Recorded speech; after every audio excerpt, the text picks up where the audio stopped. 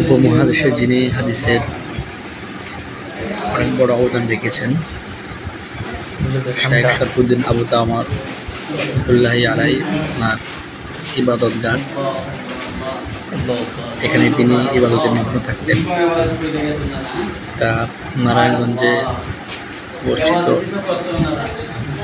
উনি উপমহাদেশে এখানেই প্রথম এসেছিলেন এবং মাদ্রাসা প্রতিষ্ঠা করেন। এখানে উপরে পাঠাগার রয়েছে এবং নিচে গুহার মধ্যে উনি ইবাদত করতেন। হাজার হাজার ছাত্রকে তিনি হাদিসের দর্শ দিয়েছেন এবং ইতিহাসের পাতায় ওনার নাম লেখা রয়েছে এবং সেখানে আমরা ভ্রমণ করলাম। আসলে অনেক আধ্যাত্মিক মানুষ ছিলেন, যেটা এটা দেখলে বোঝা যায়। আমরা বাহিরে গিয়ে গ্রুপ ছবি তুলব।